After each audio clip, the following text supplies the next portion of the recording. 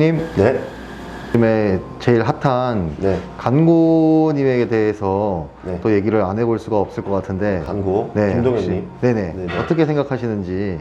안 그래도 제가 실시간 요즘에 하면서 정말 실시간 할 때마다 한 번씩은 간고 어떻게 생각하세요? 라는 질문을 받아보는 것 같아요. 정말 한 번은 질문이 꼭 나오는데 이거를 제가 생각을 해봤어요. 내가 이분을 어떻게 생각하고 있는지. 왜냐면 저는 간고가 인스타 라이브를 하면 항상 저는 봐요. 기다렸다가 보는 것도 아니고 바로 들어가서 바로 봅니다. 그리고 계속 틀어놔요. 그런 사람이 흔치가 않아요, 제가. 그리고 유튜브 영상이 올라와도 보고, 그리고 인스타도 팔로우를 해놨습니다. 근데 이게 이분이 일단은 제일 중요한 게 재밌어요.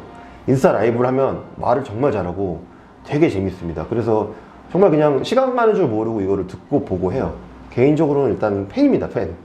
근데 이게 어떤 한 사람에 대한 특정한 얘기를 하는데 사실 이게 어떻게 보면은 수위가 조금 세요. 어떻게 보면 평론이라고 할까요?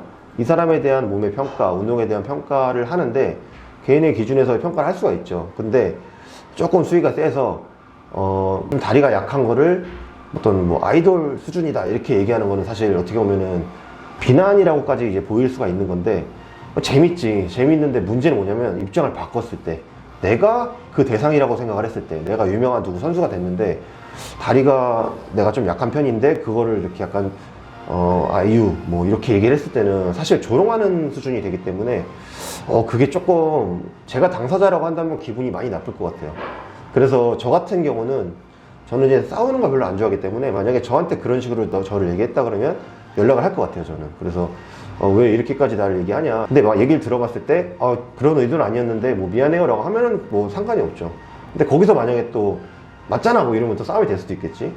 그래서 저는 개인적인 광고의 어떤 그런 영상 말하는 거 이런 거는 굉장히 재밌고 즐겨 보고 있는데 그 당사자가 되면은 조금 싫을 수 있겠다라는 생각은 해요. 그래서 이런 부분들이 어떻게 보면은 본인을 더 어필하기 위한 방법일 수도 있고, 그리고 워낙 입담이 좋다 보니까 자기도 모르게 조금 오버가 되는 경향, 사람들이 워낙 많이 보고 하니까 그래서 그럴 수 있겠다고 생각을 합니다. 그리고 이분의 이제 어떤 보디빌딩적인 거에 대한 거를 얘기를 들었을 때 조예가 좀 깊다는 생각이 들어요. 근데 그 깊이가 어느 정도인지는 잘 모르겠어. 일단은 중요한 건 나보다는 높다. 보디빌딩 테크닉, 그리고 어떤 선수에 대한 부분들, 그리고 어떤 보디빌딩에 대한 그 머신들, 기구들, 보디빌딩에 관한 여러 가지 것들이 정말 오타쿠 기질이 있어요. 나보다는 훨씬 뛰어나요. 저는 그렇게 깊이 파진 않거든요. 그냥 관심 있는 선수 한 명, 두 명, 머신도 좋다 그러면 써보고 이런 정도인데 이 간고 김동현님은 정말 모든 걸 다 파악하고 있는 것 같아요. 다 그냥 뭐 누가 운동한다 그러면 다 살펴보고 분석해보고 이렇게 하는 것 같아요. 그러면서 그 테크닉을 본인이 흡수하려고 노력을 하는 것 같고, 그리고 또 중요한 게 저도 여기저기 다니면서 티칭을 많이 받아봤는데 티칭도 저보다 더 많이 받아본 것 같아요. 그렇기 때문에 DB가 굉장히 많은 것 같습니다. 그래서 이런 부분들은 당연히 인정을 해줄 수밖에 없는 거고, 제가 뭐 인정하고 말고에 대한 부분도 아니지만, 그리고 그 헬스장에 보면 각종 머신 정말 좋다는 거 다 이제 갖다 놨다고 하는데 저는 사실 잘 몰라요. 근데 렉을 최근에 샀다 하더라고요. 렉을 안 쓰고 머신만을 이용해서 거의 티칭을 했다고 해요.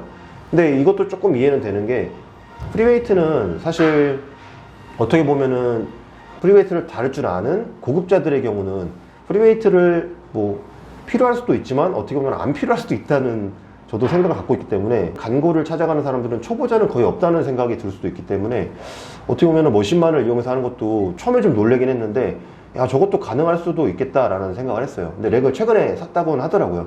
일반년도 있긴 하니까. 네, 뭐 그래서 일단은 간고 운동하는 것도 그렇고 티칭하는 것도 그렇고 그런 부분은 좀 높이 평가를 하는 편입니다. 그러면 그 프리웨이트 같은 경우에는 강경원 선생님께서 네. 또 프리웨이트를 좀 강조를 많이 하시잖아요. 아, 그렇죠. 그러면 그런 거랑은 좀 상반된 거 아닌가요? 프리웨이트를 많이 강조를 하시죠. 근데 프리웨이트가 뭐 나쁘다는 게 아니라 저는 이제 초보자들 운동을 티칭을 할 때 프리웨이트와 머신을 거의 접목을 반반 시키거든요. 프리웨이트를 시켰는데 자세가 잘 안 나오면 바로 머신을 가서 느낌을 잡아줍니다. 아니면 시간이 오래 걸려요, 이게. 그래서 프리웨이트 머신을 통해서 느낌을 잡아주고 그럼 근육이 좀 발달하죠. 근데 그 상태로 머신만 계속 가면 막 프리웨이트에서 난리가 나요. 여기서는 잘하고 있는데. 그래서 두 개를 무조건 저는 병행해야 된다는 생각이고, 머신에서 잡은 느낌을 프리웨이트에다가 입히려고 노력을 해야 된다고 생각을 해요. 강경원 선수가 프리웨이트를 강조를 하지만 프리웨이트만 해라는 아닐 거예요, 절대. 프리웨이트가 중요하다, 머신도 하되 이거를 절대 놓치지 마라 라는 말을 하는 거기 때문에 그런 부분들은 저도 당연히 맞다고 생각합니다. 프리웨이트가 굉장히 중요합니다. 근데 비중을 두자면 프리웨이트와 머신의 비중은 저는 정말 5대5예요. 제 운동도 그렇고 티칭할 때도 그렇고 거의 5대5. 근데 초보자들은 오히려 머신을 좀 더 많이 하는 편이죠. 근데 그렇다고 해서 뭐 이경호 선수는 프리웨이트를 좀 많이 하시잖아요. 근데 그런 운동 방법이 뭐 딱히 뭐 올드하다거나 이렇게 생각은 안 합니다. 김준호 선수 같은 경우는 옛날에 프리웨이트 많이 하다가 지금은 좀 머신 테크닉을 많이 사용하시는데, 김준호 선수는 거의 최근까지였는데 그것도 또 올드하다고 볼 수 있기 때문에 약간 운동 방식의 차이인 거고, 그리고 어쨌든 몸이 만들어지면 뭐 결과물이 보여지면 그게 다니까 그렇게 생각을 하죠. 그래서 김동현님에 대한 저의 생각을 정리를 하자면 일단 재밌다. 재밌지만 수위가 좀 세서 당사자가 내가 아니었으면 좋겠다.